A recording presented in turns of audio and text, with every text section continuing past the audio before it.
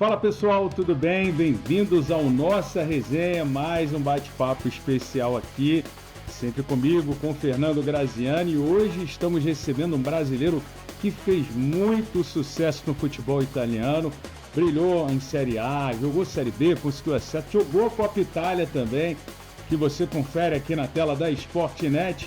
Estou falando de Adailton. Caramba, que prazer pra gente estar recebendo o Adailton aqui na tela da Sportnet. Adailton, bem-vindo, prazer estar contigo. Prazer é todo meu, muito obrigado pelo convite. E é sempre um prazer poder dar uma relembrada do futebol italiano, já por ter passado tantos anos lá, né? Praticamente quase toda a minha carreira como profissional. Adoro a Itália, adoro o campeonato italiano, continuo seguindo. E é um prazer estar com vocês e espero que o programa seja uma coisa legal para todos nós. Bom, Graziani, tu tá comigo pra gente fechar esse trio de ataque aqui. Tá animado pra esse bate-papo, irmão? Pois é, sempre animado, mas eu não tenho nenhuma aptidão para trio de ataque, nem trio de defesa. No máximo, meus tempos de goleiro na juventude do Colégio Marista. Mas grande prazer falar com a Adailton, que fez história no Campeonato Italiano, juventude, jogou na Romênia, jogou na França. Vamos falar bastante sobre isso também. É verdade. Começou no Juventude e encerrou no Juventude a carreira dele como profissional, mas passou muitos anos no futebol europeu. A gente vai falar bastante e conhecer um pouquinho da história dele, falar daquele Mundial Sub-20 1997 também.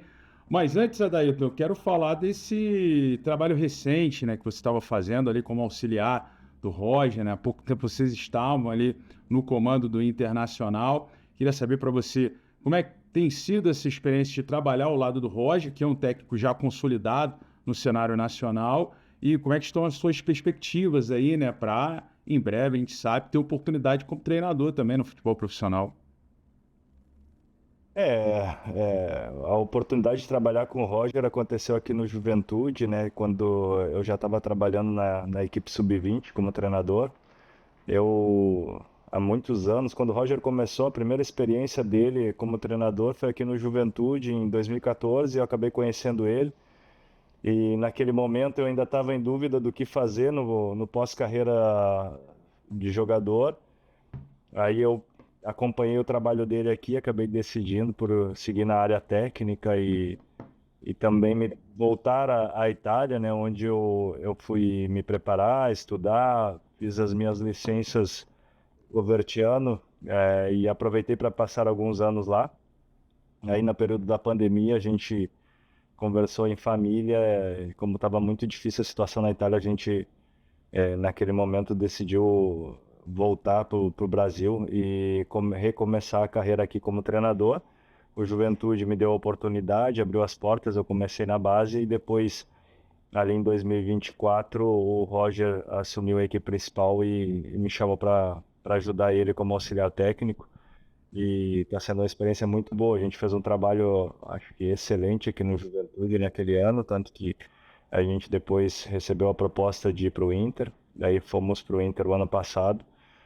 Conseguimos fazer um ótimo final de brasileiro, né? Já que a gente não tinha outras competições.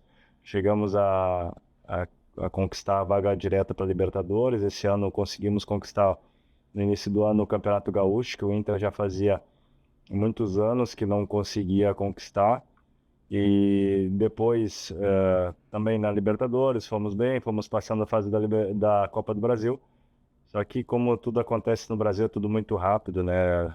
Acabamos nas oitavas sendo eliminados tanto da Libertadores como da Copa do Brasil por Fluminense e Flamengo. E isso gerou uma pressão muito grande e o Inter optou por trocar a comissão técnica, mas como experiência, como aprendizado, trabalhar com o Roger foi excelente, continua sendo, né? Ele sabe que aí no futuro, quem sabe, as coisas podendo acontecer, eu gostaria de também tentar a carreira sozinho, mas no momento eu integro a comissão dele, tá bom assim, a gente tá muito bem, tá procurando consolidar ainda mais o trabalho, porque é uma coisa também para mim que vai me enriquecendo dia a dia para quando surgir uma oportunidade, primeiro de comandante, ter uma experiência maior, uma bagagem maior para poder ter resultados melhores. Agora, Adailton, a gente percebe a sua tranquilidade, né? E também a sua vontade, claro, de permanecer na comissão do Roger e também de alçar voos solos. Como é que você vai resolvendo isso? De acordo com as suas perspectivas? Você tem um empresário? Eu queria entender, por exemplo, agora que vocês estão sem a comissão técnica formada porque estão sem clube. Como é que você faz em relação a isso? Tem empresário? Tem contato? Tem estudos? Tem a possibilidade de olhar para frente, né? Quando aparecerem a oportunidade? Você é um cara muito tranquilo, né? Dá para perceber. Como é que você lida com essa carreira? Você sozinho? E quais são os próximos passos aí que você acha que vão acontecer? Logo depois da saída do Inter, a gente conversou, né? E a gente tá de acordo de seguir juntos. Então, quem vai fazer essa gestão desse momento em termos de procura de situações em outros clubes, o Roger tem um empresário dele, a gente entra junto nessa situação. E a questão muito de seguir só, eu acho que a gente vai estudando momento a momento, né? E as oportunidades também aparecendo, a gente vai vendo. O que eu estou aproveitando agora, nesse momento que a gente não está trabalhando, é isso. Primeiro a gente está, eu pessoalmente, eu acho que todos nós aqui estamos fazendo uma análise, né, do que a gente fez nesse período, das coisas que funcionaram ou que não funcionaram, para a gente ter uma evolução dentro do nosso próprio trabalho. E a partir disso também aproveitar esse momento de acompanhar o que está acontecendo. Eu procuro sempre, né, tentar melhorar, estudar, ter um aprofundamento maior em algumas situações, tendo a possibilidade, uma facilidade também de ter vários amigos que trabalham na Itália, mesmo fora dela, de poder ter contatos. Provavelmente mais próximo do final do ano pretendo talvez fazer uma viagem para a Europa para visitar alguns clubes, né, onde eu tenho alguns amigos, falando do Bolonha em específico, que todo mundo trabalha lá, são pessoas que eu conheço, do diretor que é o Di Vai, ao treinador que é o Vincenzo Italiano.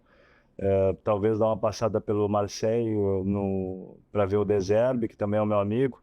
Então, algumas situações assim eu estou vendo, porque é sempre bom a gente estar tentando evoluir, procurando sempre alguma coisa nova, e ampliar mais o nosso leque de possibilidades de quando surgir uma ocasião de trabalhar e da gente poder utilizar e colocar em prática algumas ideias.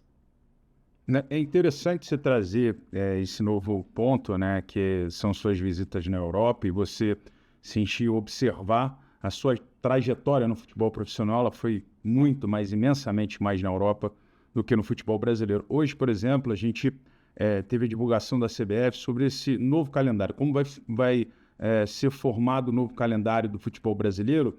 E você, repetindo aqui, você jogou quase a sua carreira inteira no futebol europeu, que tem um calendário mais organizado em relação ao calendário do futebol brasileiro. Como é que você enxergou essas mudanças, né? E o que isso impacta, por exemplo, no seu trabalho, no dia a dia com o elenco? A gente sabe que o Brasil talvez enfrente o maior problema do futebol brasileiro dentro dos calendários, né? Porque quando a gente pensa nos clubes que têm elencos limitados em termos de número, e isso não quer dizer número efetivo, quando a gente fala em números, a gente ter jogadores, mais ou menos 20, 22 jogadores num nível muito equilibrado. Hoje talvez nós temos 2, 3 clubes no Brasil que consigam fazer isso, né? Alguns já começam, eu acredito depois desses 3 tem mais uns 3 que mantêm um elenco bom, mas já começam a perder de qualidade no plantel, e os outros se equivalem em 13, 14 jogadores, e os outros tentam fazer jogadores da base, jogadores que cai um pouco o nível técnico, porque a parte econômica hoje tem uma influência muito grande. O mercado hoje é lá em cima, a questão dos clubes europeus, mas os clubes brasileiros têm grandes investimentos, alguns deles, e atrapalha muito o dia a dia nessa questão, porque a gente tem que fazer sempre gestão de competições. Eu acho que isso é o maior problema, a gente ter um grupo para jogar uma competição, um grupo para jogar outra, sendo que a gente não consegue ter esse número de jogadores para todas essas competições. Tanto que a gente percebe que no Brasil só existem 2 ou 3 clubes realmente que conseguem fazer frente em todas as competições durante a temporada inteira. E isso atrapalha muito porque a gente faz um planejamento muito imediatista, né? Porque a gente não consegue planejar nada a longo prazo, porque a gente sabe que as Copas no Brasil se tornam importantes por uma questão, a Copa do Brasil, por uma questão econômica, é de lá do próprio título, né? E a Libertadores é uma competição que os clubes que participam é a competição mais importante internacional, então você tem que ir bem automaticamente. Só que dentro disso há um campeonato brasileiro, que é muito difícil, que diferente da maioria dos outros campeonatos no mundo, tu tem 13, 14 clubes de grande massa, de grande torcida, e que todos acham que tem que ser campeões, só que na final ganha um só. Né? E isso que ainda no Brasil a gente não tem a maturidade de entender que campeão é um só e não quer dizer que os outros 11, 12 times que não ganharam fizeram trabalhos ruins, é só porque pode ganhar só um.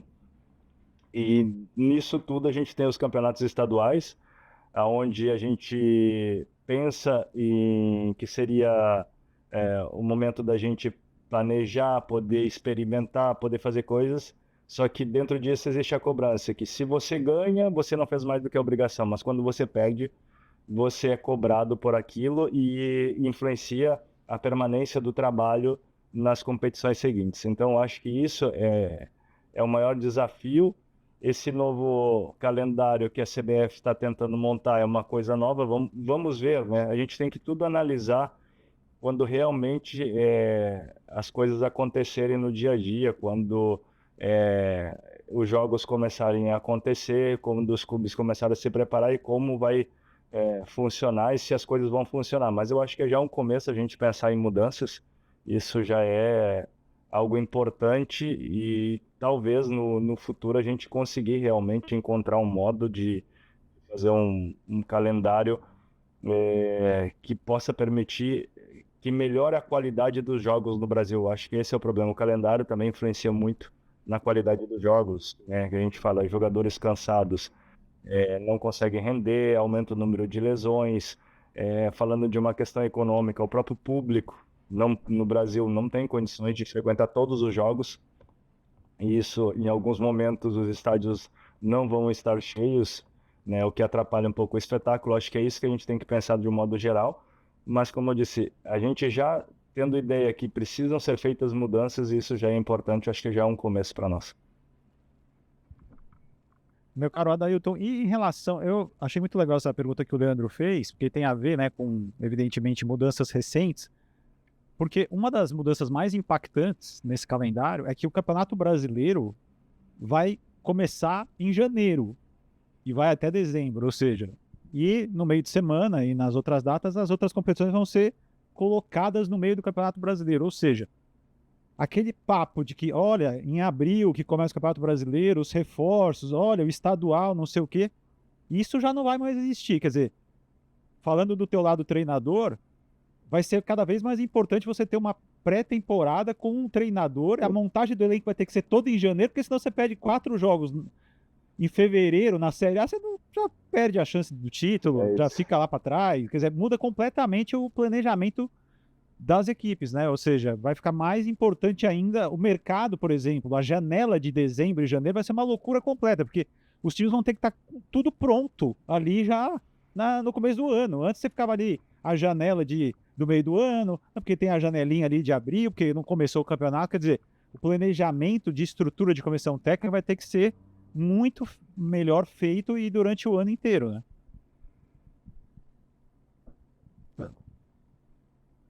Isso, falando assim, né, a gente teve a experiência, exemplo, aqui no Juventude. A Juventude montava um elenco para o campeonato estadual e depois outras contratações para o brasileiro. Hoje já não dá mais para fazer isso. Alguns jogadores também, dentro desse processo, muitos jogadores optavam ir para clubes menores no estado de São Paulo, porque o Campeonato Paulista é um campeonato atrativo dentro dos estaduais. clubes que talvez os campeonatos estaduais não eram tão atraentes, eles deixavam de lado para depois, porque eles sabiam que eles seriam contratados só a partir do Campeonato Brasileiro, eles teriam essa possibilidade de entrar porque os elencos seriam formados para o brasileiro a partir de abril. Com essa mudança, com certeza, a gente está falando de um elenco montado de dezembro, né, para iniciar o trabalho com equipe que praticamente teria que começar e na sua grande maioria, 70%, 80% desse elenco terminar o ano em dezembro.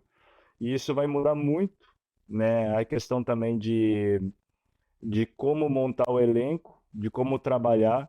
E por isso que eu disse, vamos ver como é que vai funcionar nessa questão de como vai ser interpretado os estaduais, né, dentro disso tudo, né, porque é uma coisa nova para nós, essas mudanças são importantes. Eu acho, né, que o Campeonato Brasileiro assim se tornará melhor e automaticamente os estaduais vão começar a perder um pouco da força, né, para demitir treinadores, porque eu acho que esse era um grande problema. Se a gente vai analisar esse último campeonato, o Abel Ferreira no Palmeiras foi criticado no Palmeiras no período que ele perdeu o Campeonato Paulista.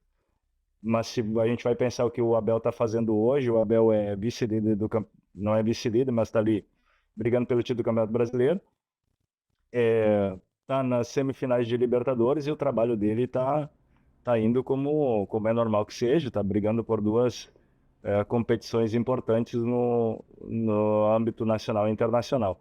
Então, acho que vai acontecer isso. Eu acredito que futuramente, né, os campeonatos estaduais vão perder mais força ainda em relação ao que os clubes têm como planejamento.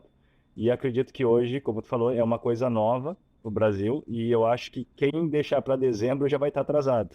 Eu acho que hoje, né, a gente está entrando em outubro, pensando da minha experiência que era na Europa, quando se monta o elenco para a temporada inteira e precisa dele completo já para a pré-temporada, eu acredito que em novembro os elencos já devam estar quase a 70%, 80% formados, para quando chegar em dezembro, as contratações terem só sido anunciadas. As tratativas têm que começar ali por novembro para todo mundo ter os elencos já para poder trabalhar, para os treinadores poderem ter a capacidade de montar os seus times de uma forma já competitiva no primeiro mês do ano, que é janeiro, e isso vai, eu acho, tornar o Campeonato Brasileiro muito melhor, muito mais atrativo e vai melhorar a questão do calendário, eu acredito. Mas a gente precisa dar tempo para as coisas acontecerem e a gente ver realmente como acontece na prática.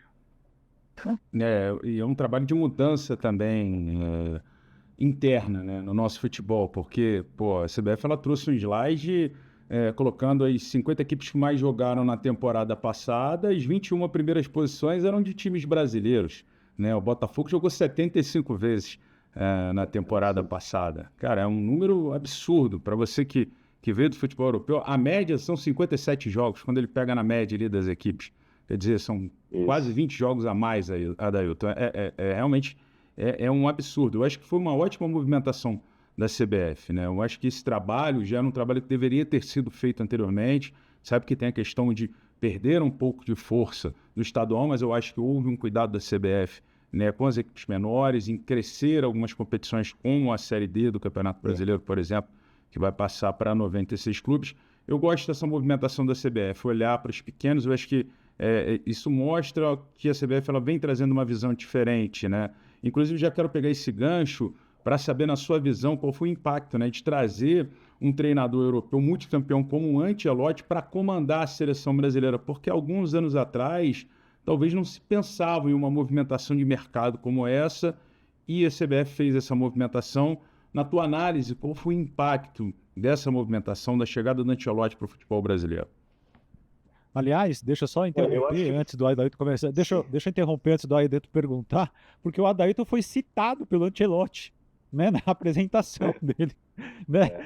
Ele falou, não, pô, foi bom, o Adailton que eu treinei lá no Parma, tal. Então o Adailton fez parte da apresentação do Ancelotti na seleção brasileira, né? Assim, começando pela questão de ele ter chegado um treinador como treinador estrangeiro, né, na seleção brasileira, eu acho que como treinador estrangeiro, eu acho que era o único nome realmente que poderia causar um impacto necessário para o futebol brasileiro como causou. Eu acho que isso é positivo, eu acho que essa questão também ajudou as mudanças, né, dentro do nosso calendário. Eu acho que ele pode ter influenciado também com opiniões e também dando indicações do que acha que seria melhor para o futebol brasileiro, para melhorar, para evoluir, para a gente poder ter um campeonato mais qualificado, um campeonato nacional e produzir melhores jogadores também para a seleção brasileira. Eu acho que isso é uma influência muito grande. Como o Fernando falou, fica até difícil de comentar, porque particularmente é uma pessoa, um treinador que eu gosto muito, né? Me deu a oportunidade de ir para a Itália, eu trabalhei com ele, me ajudou muito a crescer como jogador, a evoluir. Eu falo para ele, até de vez em quando eu falo para ele que ele foi uma das pessoas que começou essa influência em mim de querer ser treinador, né? Pela questão de como ele me firar, como eu aprendi sobre futebol, tendo sido jogador e comandado por ele. E isso, para mim, o futebol brasileiro só tem a ganhar nesse momento, né? A gente estava muito carente de um peso no banco de uma pessoa de referência mundial. E eu acho que ele trouxe isso. Acho que os jogadores também, né, vão ter um crescimento enorme, né, com eles. A gente hoje chega mais forte na Copa do Mundo com o Ancelotti, não tenho nem dúvida. E acho que isso vai influenciar muito dentro do futebol brasileiro também, vai forçar muitos treinadores a evoluir e a melhorar e saber que a competição hoje no Brasil está muito acirrada, né? A questão com os treinadores estrangeiros, aí a gente tem o treinador estrangeiro na seleção, então que nós também temos que evoluir, melhorar o nosso futebol, fazer um campeonato ser mais atrativo, não só em termos de números, né, de jogadores que a gente exporta, mas de qualidade interna também. Eu acho que o nosso futebol ainda pode melhorar muito dentro do que tem aqui dentro no Brasil. A gente tem uma dificuldade, né, que os nossos melhores jogadores, infelizmente, mas é uma questão de mercado, saem muito rápido, né, não conseguem fazer mais do que uma, máximo 2 temporadas no Brasil de alto nível. E eles saem jovens e rápido. Então, às vezes o Campeonato Brasileiro perde um pouco, mas tem muito material humano de qualidade. Eu acho que a gente pode evoluir, melhorar e trabalhar bastante. Passa por um processo aonde a gente tem que aproveitar cada pessoa que vem para agregar. E o caso do Ancelotti, eu acho que veio para agregar, não tenho certeza que veio para agregar e somar dentro do que é o nosso cenário nacional e internacional do futebol. Agora, Grazi, a gente quer saber da carreira dele, né? Sem dúvida, sem dúvida. Queremos saber, aliás, porque é uma carreira muito legal, né? Muito equilibrada, de um cara que fez realmente um nome muito legal lá na Itália. Eu quero saber também da Romênia, do Paris. A gente pode seguir a ordem da carreira dele, né? Podemos. E aí eu faço a pergunta: como é que foi? Porque, na verdade, desde que você surge do Juventude, né? Foi muito rápido, né? Que você foi embora, você não ficou muito tempo no Juventude, né? Eu me lembro perfeitamente, Não. apesar de eu não parecer, né? Apesar de eu não parecer, tô brincando. Eu pareço a idade que eu tenho, assim. Mas eu me lembro do Adailton jogando, obviamente, né? O Mamute é bem mais novo que eu, talvez não se lembre. Mas foi muito rápido. Você surgiu como um grande nome, foi para a seleção e de repente você não estava mais aqui, né? De repente você não estava mais aqui, né? Como é que foi tudo tão rápido no começo? É que, na verdade, foi tudo tão rápido mesmo, né? Porque eu não sou de Caxias, né? Eu sou do interior do Rio Grande do Sul, mais ainda do interior, né? Sou lá da fronteira de Santiago. E eu acabei vindo para Caxias com 15 anos, mais para estudar do que para jogar futebol. Na verdade, o futebol foi uma questão mais daquela. Eu vim morar com uma irmã que já morava aqui em Caxias e daí falando assim, o que vai fazer à tarde? Vai estudar de manhã? Não dá. Um menino de 15 anos só pode aprontar à tarde. Então vamos arrumar. O que tem de fazer? Eu gosto de jogar futebol. Aí acabei fazendo Juventude, passei E aí rápido, porque cheguei ali com 15 anos, daí já fui subindo de categoria, assim, do 15 já fui pro 17 no mesmo ano. No ano seguinte já comecei a treinar no profissional, aí já fui para os juniores, acabei fazendo parte do grupo de 94 que foi campeão da Série B com o Juventude, teve o primeiro acesso à Série A, e daí já joguei em 95 e 96 na Série A, e dentro disso começou a questão de ser convocado para a seleção.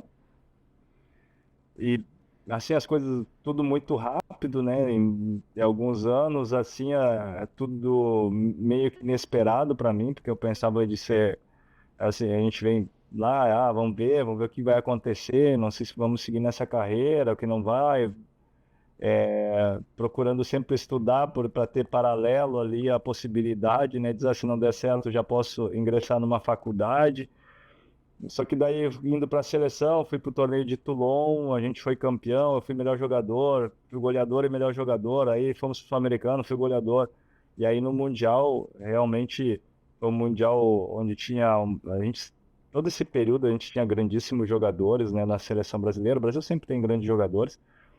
E aí já, naquele período, o Juventude já fazia parte do grupo Parmalat, e daí já surgiu a questão, ou vai pro Palmeiras, né, que o Filipão na época se transferindo do Grêmio pro Palmeiras e falou que se eu quisesse, ele queria que eu fizesse parte do grupo do Palmeiras, mas daí o Ancelotti no Parma também me fez a proposta de ir para lá, e eu optei por ir para ir para Itália. Na época o campeonato italiano era o melhor campeonato do mundo, então com 20 anos, né? Eu comecei com 15, de fazendo teste, e com 20 anos eu tava na Itália, então assim, as coisas aconteceram realmente muito rápido.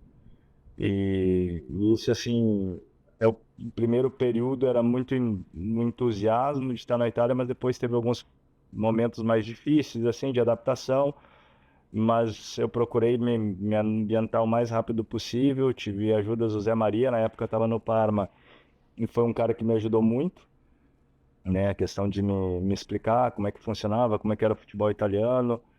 E como eu disse, eu tive o prazer de jogar com outros grandes naquele período, que não só como jogadores, também como pessoas, o Crespo, o Turan, Cannavaro, Buffon. Nosso time do Parma era um time de altíssimo nível, tinha sido vice-campeão italiano, jogava no Champions League. Então as coisas foram acontecendo nessa velocidade, assim. No ano seguinte, veio uma proposta do Paris Saint-Germain, né, fui de emprego, eles queriam comprar, aí acabei ficando só um ano, porque eu queria jogar no Campeonato Italiano. Voltei para o Verona, fiz 7 anos no Verona, aí Verona, Genoa, Bolonha, e acabei nos últimos 2 anos indo para o futebol romeno, na Europa, onde decidi de praticamente parar, né? Por uma questão de família, já estava cansado um pouco. Voltei ao Brasil e recebi uma oferta do Juventude, mesmo depois de ter ficado quase 8 meses parado, de jogar o último ano ali. Como eu estava em casa e é um clube que eu tenho muito carinho, né? Acabei jogando o último ano para encerrar minha carreira. E acho que foi legal, porque começar e terminar no Juventude também foi uma coisa boa para mim, assim, jogar um último ano aqui no Brasil, né? Até às vezes eu falo com o Alex, eu acho que só tem uma coisa que faltou para mim. Eu falei para ele que eu ia realizar como treinador, que era jogar num grande clube brasileiro, né? De grande massa, de grande torcida. E eu falei para ele, não joguei, não tive o prazer de ter jogado no grande clube por ter saído e ter feito 15 anos de futebol europeu, mas como treinador eu ia conseguir. Agora fiz parte do Juventude e do Inter na Série A, e se Deus quiser vou conseguir seguir nessa trajetória aí de grandes clubes de futebol brasileiro para conquistar títulos também aqui no Brasil. Agora, Adailton, acho que assim, a sua contribuição naquele Mundial Sub-20, em 1997, ela foi crucial ali no início da sua carreira também, porque rapidamente você ascendeu para o futebol europeu. Como você falou, fazia parte de um clube que era de um grupo e você teve essa possibilidade de ir para o futebol italiano, e o Parma já era um gigante, o Ancelotti ali com 39 anos, era um treinador jovem ainda, se a gente analisar, né, depois tudo que ele construiu no futebol, mas focando nesse Mundial Sub-20, que era uma seleção que contava com Atisson, com Álvaro, por exemplo, que era um zagueiro que eu gostava bastante, Algo. Pedrinho, acho que o Zé Elias estava nesse time, o próprio Alex também, né, o Fernandão, Rony, que foi revelado pelo São Paulo e depois brilhou com a camisa do Fluminense. Como é que foi jogar esse Mundial? Você é um jogador que estava vindo do Juventude, que deveria uma passagem no Guarani também. Como é que foi para você jogar esse Mundial e ser o bota de ouro do Mundial? E o único jogo, aquele 10-3 contra a Coreia, você meteu 6 gols. Depois se meteram 10-0 na Bélgica também, naquela mesma competição. Isso. Como é que foi viver esse momento para você? Para mim foi um momento especial, eu lembro até hoje com carinho, mostro para os meus filhos a esteira e tenho fotos daquele momento ali, porque representar o Brasil em qualquer situação é espetacular, é uma emoção que a gente não pode descrever. E para um jovem de 20 anos poder ir para o Mundial, realmente vestir a camiseta da seleção brasileira, naquele momento era o ápice da carreira, né? Então jogar esse Mundial, e tinham outros grandíssimos jogadores de outras seleções, a gente estreou com a França jogava Henry, Trezeguet, Anelka, inúmeros outros jogadores. Na Argentina a gente falava de Cambiasso, Aimar, Riquelme, Samuel, Scaloni. Então aí a gente teve um convívio também muito grande com esse grupo, especialmente do pessoal sul-americano, porque a gente se encontrou em várias competições. Então a gente criou uma ligação assim de amizade até com eles, né? Fora do campo, dentro do campo era tudo outra história. Mas foi um mundial, acho realmente de uma experiência que, como eu disse, até hoje, passaram quase 30 anos e ainda é vivo na minha memória cada lance do jogo, dos jogos, os gols, ter feito 6 gols num único jogo, na época, foi algo que se falou muito, até porque teve uma outra situação que eu fiz 4 gols em 9 minutos, então foi um atrás do outro. Era uma marca assim realmente absurda pensar naquilo. Então para mim foi uma experiência fantástica e uma coisa nova, né? Você ter um reconhecimento a nível internacional. Eu já tinha vivido a questão do torneio de Toulon, que também na época era muito importante e onde eu tinha sido escolhido melhor jogador e goleador, e a gente tinha conquistado o título. Então viver essas experiências do futebol internacional naquela época é muito diferente de hoje, né? Naquela época tinha muito menos divulgação, a gente aparecia muito menos, a gente tinha que realmente fazer parte de uma seleção, de algo assim, para poder ser visto a nível internacional. Hoje, a questão da comunicação, internet e a TV facilitou muito a questão da visualização, mas na época não tinha. Então a gente ainda guarda com muito carinho cada lembrança. Temos o grupo ainda dos meninos lá da seleção, né? A gente se conversa e aquele grupo manteve uma relação muito boa, porque era um grupo muito bom de grandes jogadores, mas realmente de grandes pessoas. A maioria deles estão hoje trabalhando, tendo sucesso no futebol também. Agora, Adailton, me refresca a memória. A sua quando você estava no Mundial, que você foi super bem, né? 10 gols, como o Mamute falou, tal. No Mundial você estava jogando aonde? No Juventude ainda? Ou você já estava no Parma? Ah, no Guarani. Não, eu estava no Guarani. Então, no Guarani, então eu tinha ido jogar o Campeonato Paulista pelo Guarani. Pois é, entendi. Aí eu queria entender justamente a importância do Mundial na tua carreira. Vamos supor que você não tivesse sido convocado para o Mundial. Seria outra carreira completamente diferente, você acha? O Mundial foi fundamental para tudo. O Mundial, eu acho que a seleção brasileira, né? Como eu já vinha de algumas competições sendo goleador, né? Porque eu disse, eu fui goleador em Toulon, eu fui goleador do Sul-Americano, aí no Sul-Americano o Ajax já tinha demonstrado interesse, né, no Sul-Americano no Chile.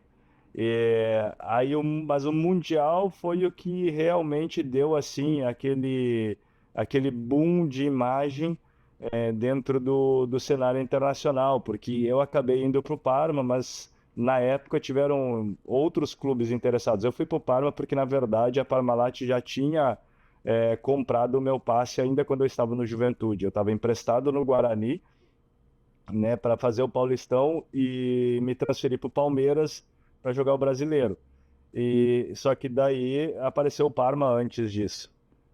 A questão da seleção brasileira é aquela que abriu portas para outros clubes terem interesse. Na época eu lembro que o Milan teve interesse, a Roma teve interesse, o próprio Ajax voltou forte querendo, só que daí o Parma falou, não, esse jogador já é nosso.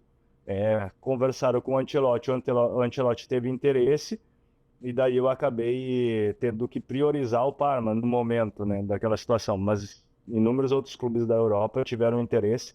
Então, com certeza, para mim, o Mundial abriu as portas nesse cenário, de poder ter a possibilidade de ir diretamente. Na época, normalmente você teria que passar por um outro clube brasileiro, um clube maior, talvez aparecer de uma forma diferente, só que os números da questão da seleção eram assim, muito altos, né, para a questão do momento, porque se pensar aí, Toulon, em 5 jogos eu fiz 5 gols, Sul-Americano, se não me engano, foram 9 jogos, eu fiz 8 gols, e Mundial, 5 jogos eu fiz 10 gols.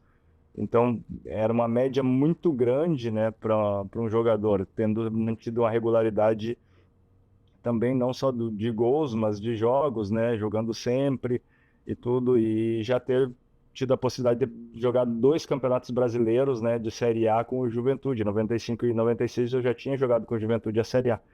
Então acho que isso ajudou também na ideia do Parma querer me levar.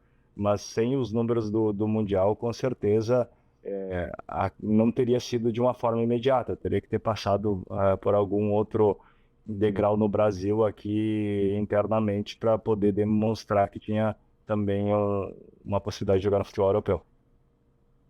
Agora, a tua transição para o Parma, ela é ali naquela, entre aspas, reta final da década de 90.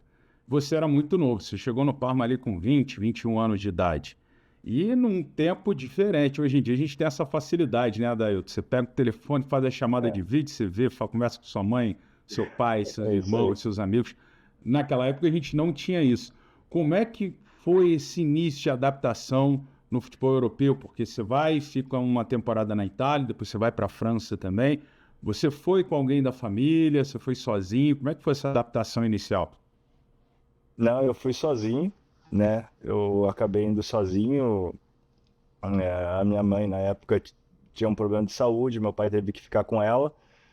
Meus irmãos, por questão de trabalho, também não poderiam me acompanhar, então acabei indo sozinho. Por isso que eu digo, eu falo muito, as pessoas falam muito do Zé Maria, porque o Zé me ajudou bastante, né? Sendo brasileiro, já tendo tido a experiência. Ele me ajudou muito na questão de me falar como era a cultura do italiano, do futebol italiano, que eu querer.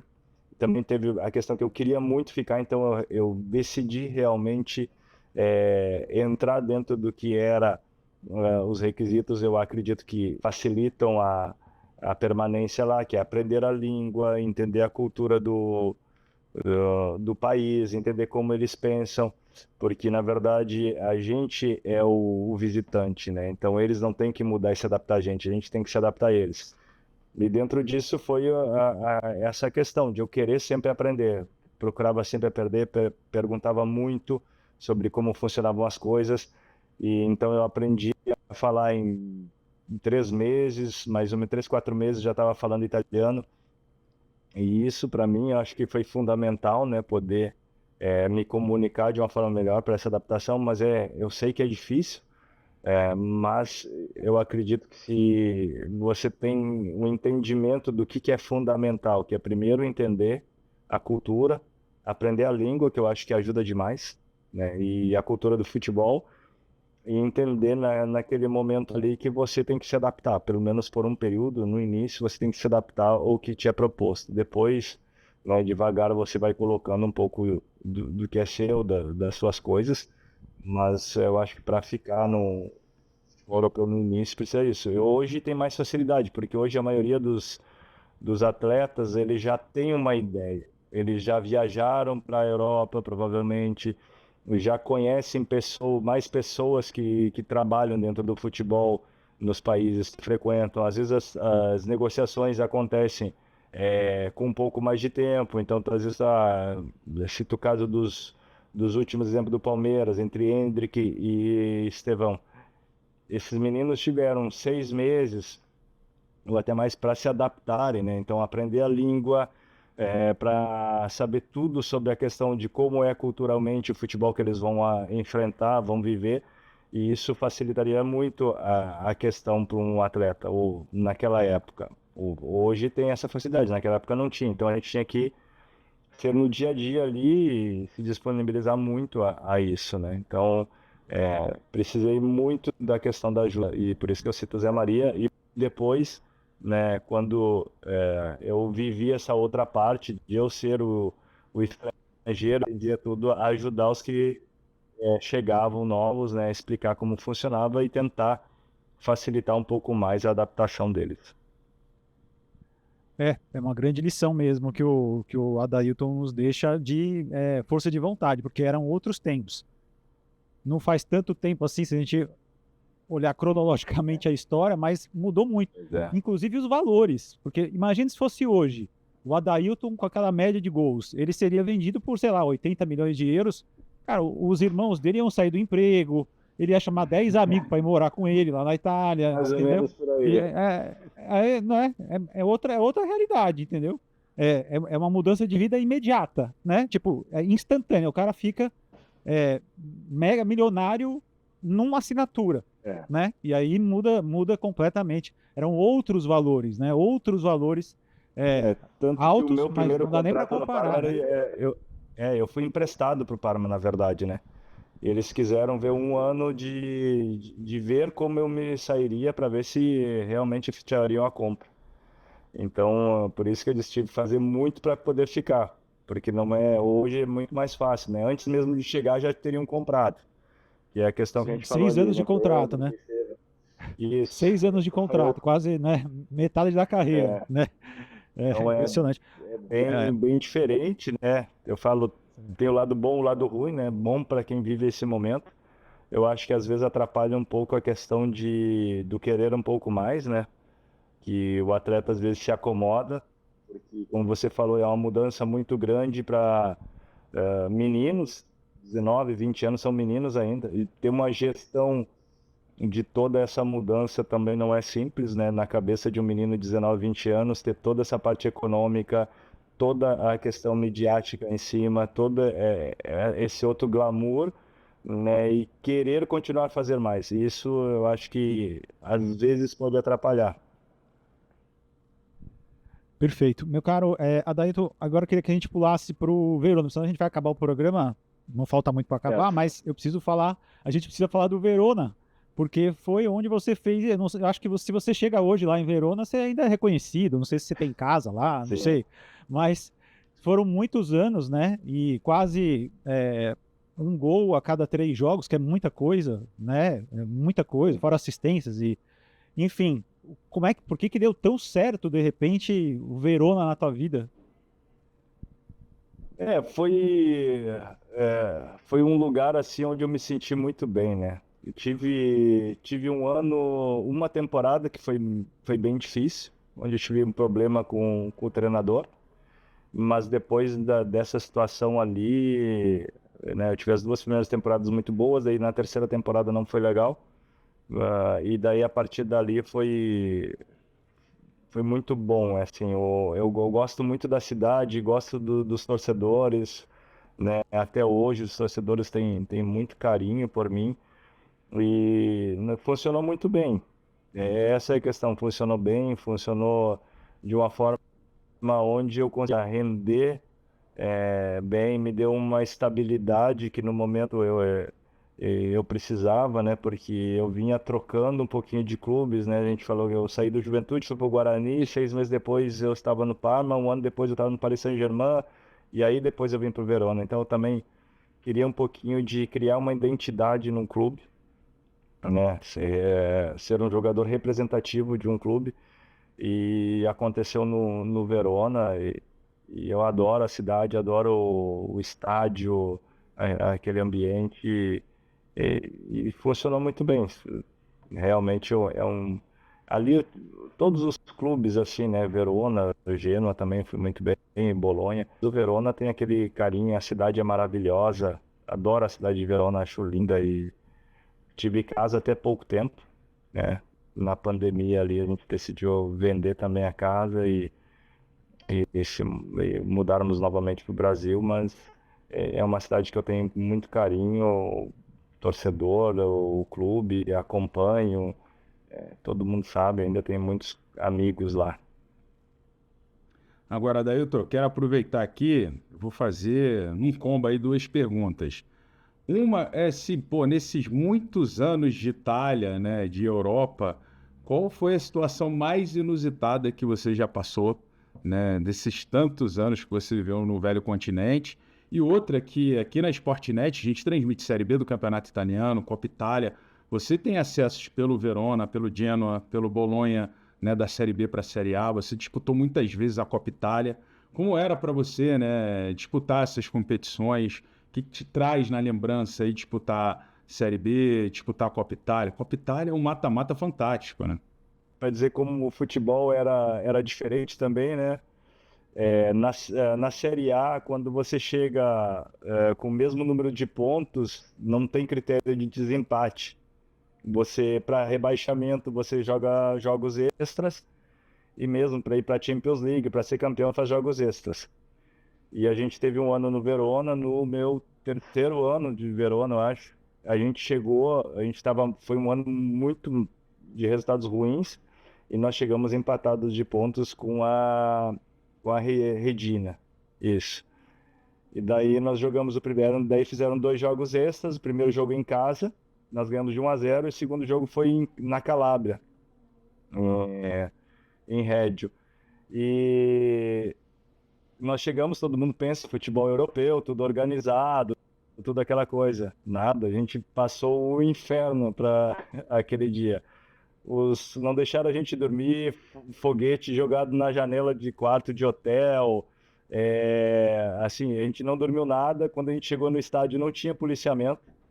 Era tudo segurança, mas o segurança eram todos os torcedores da Redina.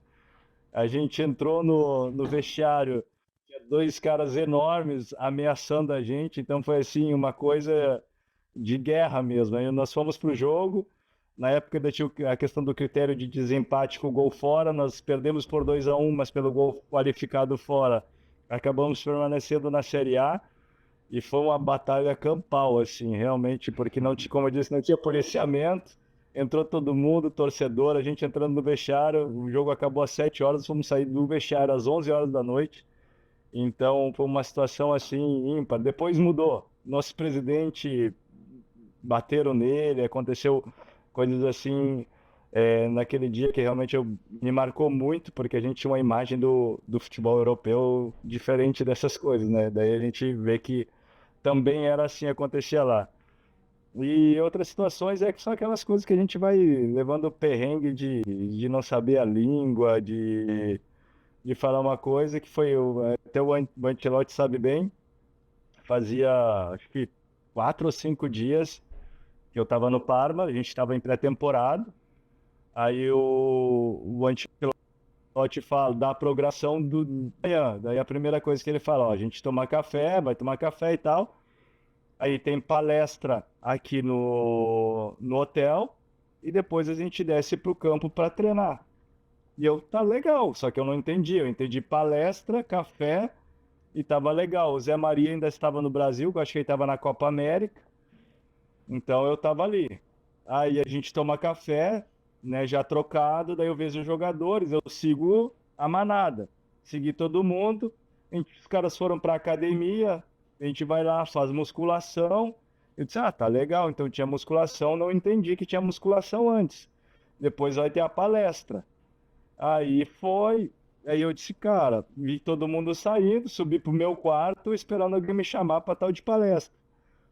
Nada assim, passa uma meia hora, 40 minutos, de repente bate no meu quarto. Eu disse, estão me chamando para palestra, abri. Veio um massagista lá, meio em espanhol, meio assim, falando assim, bom, o que tu tá fazendo aí? O que tu tá fazendo aí? Eu disse, não, tô esperando para palestra, mas tu já fez a palestra. Eu, como assim fiz palestra? Aí eu descobri que em italiano, musculação é palestra. Então, na verdade, o Ancelotti falou, a gente toma café, vai para musculação, e aí falou palestra, só que o palestra para mim é no brasileiro, né? É no português, daí eu fiquei lá, daí cheguei atrasado no treino, também a minha primeira dura do Ancelotti, depois de 4 dias. Aí eu falei para ele, mister, mas desculpa, não vai mais acontecer, entendi que agora palestra é musculação, mas são coisas que a gente passa, assim, por isso que eu falo que aprender a língua é fundamental, porque senão a gente tem o risco de causar alguns mal-entendidos. E agora, sobre na sua passagem longa no futebol italiano, como eu falei, aqui a Sportnet, ela transmite, né?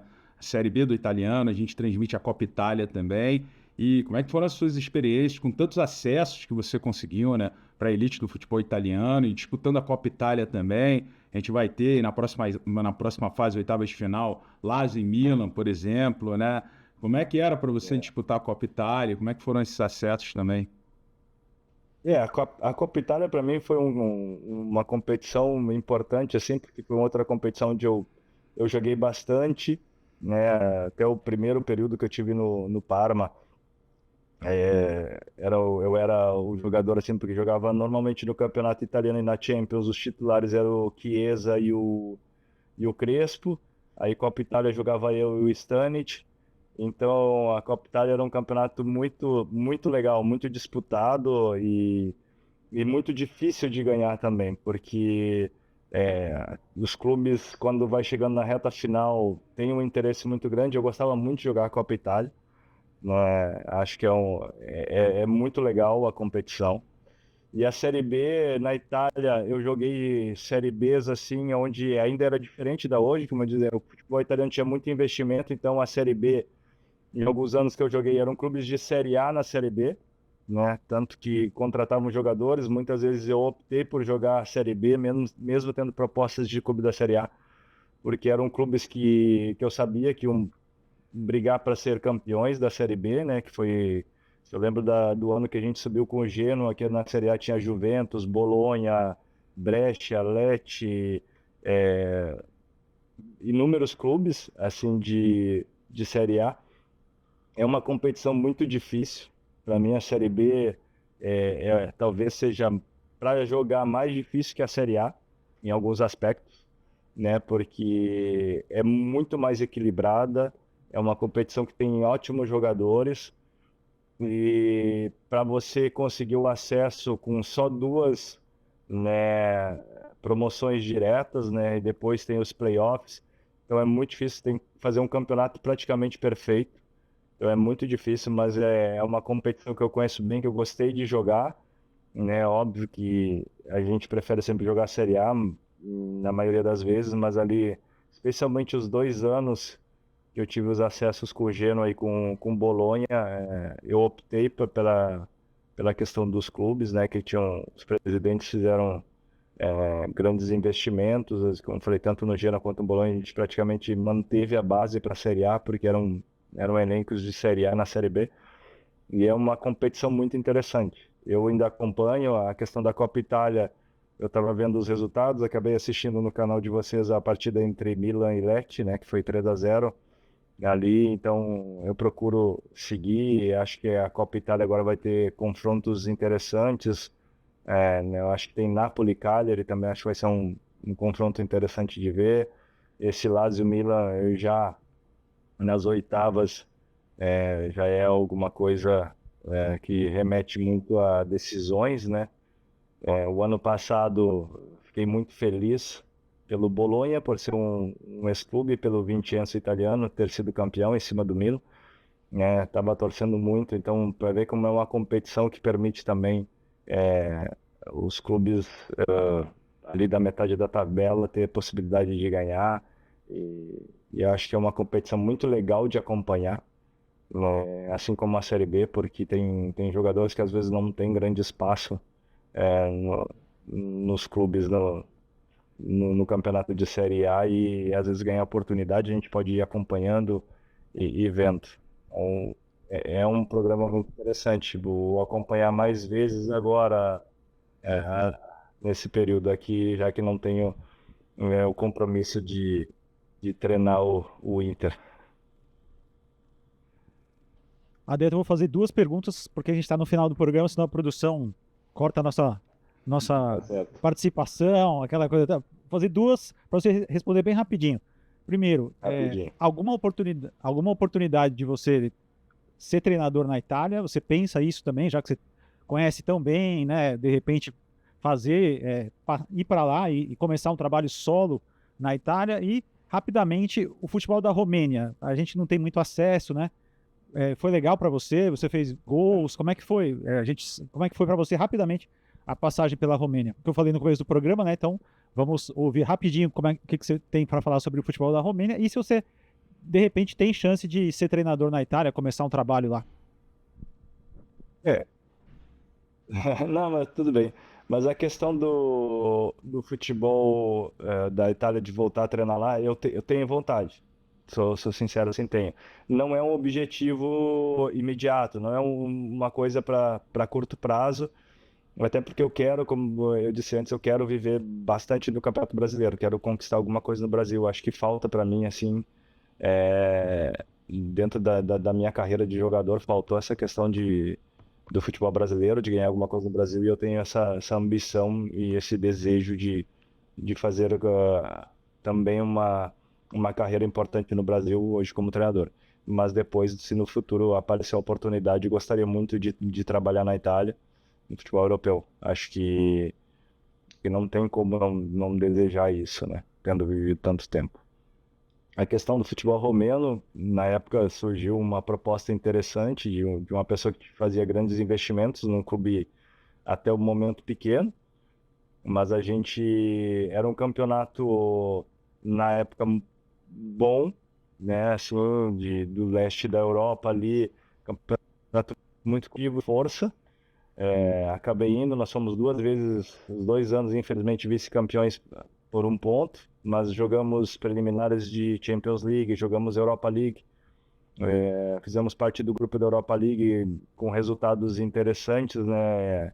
A gente estava ganhando, por exemplo, jogamos contra lá, nosso grupo era Lazio, Sporting e Zurich, e acabamos empatando os 2 jogos com a Lazio, tanto em Roma quanto em casa. Em Roma estávamos ganhando de 2-1 até o último minuto, e meu amigo Giuseppe Scuri fez o gol do empate. Até falei para ele na época que não devia ter feito aquele gol, porque eu me classificava. E ganhamos do Sporting em casa, perdemos em Lisboa, ganhamos em casa e quase classificamos. Então era um grupo de jogadores bons, com um ótimo investimento do clube, né? Um campeonato um pouco diferente, não tinha toda aquela visibilidade que tinha o campeonato italiano na Europa, mas era um campeonato muito competitivo, de muita força, onde me ajudou bastante em alguns aspectos, né? Porque cresci bastante, entendi bastante de como funcionam os jogadores, especialmente do leste da Europa, né? Que são jogadores um pouco particulares no modo de ver, de pensar. Conheci uma nova cultura. Tive bons amigos brasileiros que tenho contato até hoje, jogaram comigo. Então foi uma experiência interessante, assim, né, para o final de carreira. Acho que valeu a pena. Hoje o Campeonato Romeno caiu muito em relação àquele período, né? Os investimentos caíram bastante. Tem algumas pessoas me ligam, até meu ex-presidente me ligou fazendo proposta para voltar, se eu queria treinar e coisas, mas é um momento onde o futebol romeno caiu bastante em relação a investimentos do que era na época que eu joguei. Mas foi muito bom, né? O pessoal hoje lá me manda questões que estou entre os 2, 3 melhores estrangeiros da história do futebol romeno, então quer dizer que alguma coisa de bom aconteceu lá. E isso para mim é importante também, deixar o legado, saber que você não foi só mais um, mas que fez coisas importantes nos clubes e nos campeonatos por onde você participa. Adailton, a gente queria te agradecer aqui por ter participado. Eu tenho uma última pergunta, e essa aí é para encerrar mesmo aqui o nosso bate-papo. Pizza com ketchup ou sem ketchup? Quero saber. Ah, não, sem ketchup, não tem como. Pelo amor de Tendo Deus, ido se ele, no- eu fui- se ele respondesse com o ketchup, eu ia embora agora. Não, Eu saía eu do acho que meio. Ele não entrava mais na Itália. Não entrava mais na Itália, não me deixavam mais. Meus amigos iam realmente me vetar qualquer possibilidade de voltar para a Itália. Não, de todo esse tempo que eu vivi na Itália, foram quase 20 anos, né, entre treinador, a partir de treinar e de jogar, passei quase 20 anos na Europa, né, sempre tendo ligação com a Itália. A maioria das coisas assim de aprendizado e culturalmente eu cresci muito, né, com a cultura italiana, então as coisas italianas não se mexe, a gente deixa, a pizza sem ketchup, sem nada, a pizza boa mesmo, napolitana, tá ótimo. Ô, Mamute, a gente ficou uma hora aqui fazendo perguntas sérias, não quê, mas você deixou a melhor pergunta realmente pro último segundo do programa. Foi fantástico. Último Não, segundo, é não verdade. poderia. Não poderia Não, deixar. isso aí não Ô, rapaz, pode. olha que eu fico no meio termo. Tem momentos que eu coloco ketchup, tem momentos que eu só coloco bom e Não, velho pelo amor de azeite. Deus, isso é uma coisa, isso Mas é eu derrubo um de- devaneio, cara. Não é possível. Não pode, de jeito nenhum. Não faça Agora, isso. não, Faz isso. agora eu vou começar, vou repensar isso aí. Adailton, eu queria que para encerrar aqui o nosso bate-papo, você deixasse um recado para o torcedor brasileiro aqui que pô, te acompanhou, que o Grazi estava falando, Mamute, de repente você não acompanhou a Adailton. Acompanhava, inclusive, durante muitos anos eu fui viciado em um jogo manager que chama Championship Manager, que é 2001, 2002. Joguei por muito tempo E também, fui muitos anos eu treinador. contratava você direto. Quando a Mari me falou, a Mari Pizza, que é a Treinador nossa... de concentração, a nossa... também vivia ali no computador já pensando em cara, muito treinar. bom. Quando a Mari falou Isso aí. comigo que a gente entrevistaria você, eu falei, eu contratava muito o Adailton no Championship Manager. Pode deixar que eu lembro bem dele. Atacante muito habilidoso. Nesse trio Rápido de e fazia ataque, muito o gol, único né? habilidoso. Rápido e fazia muito gol. Deixa um recado para a torcida brasileira aí e traz aquela pitadinha de italiano também. Tantos anos lá na Itália, meu irmão. Você deve estar com um italiano aí na ponta da língua pra gente. Obrigado, viu? Eu queria dizer que foi um prazer estar com todos os torcedores brasileiros e é sempre un piacere stare con voi e seguire il calcio italiano, Serie A, Serie B, Coppa Italia, tutto è di altissimo livello. Veramente è stato un piacere. Spero di rivederti altre volte. Que isso é ketchup, hein? Pô, bom demais. Sem ketchup. Una buona pizza solamente con un po' d'olio d'oliva. Muito bom. Adailton, foi um prazer pra gente, meu irmão. Muito obrigado, viu? Prazerzão foi meu. Prazerzão foi meu mesmo. Prazer, meu parceiro. Valeu, Leandro. Grande Muito abraço abraço. pra você. Muito obrigado ao Daí pela gentileza, né, do tempo dele. Leandro, prazer estar contigo também. Muito obrigado a todos. Até o próximo nossa resenha. Tchau, tchau. Valeu, obrigadão. Tchau, foi um prazer. Adailton aqui com a gente. Adailton aqui com a gente no Nossa Resenha. Prazer foi nosso, Adailton. Pra gente foi uma honra estar recebendo você no Nossa Resenha. Fique ligado aí pra você que teremos outros bate-papos especiais aqui pra você na tela da Sportnet.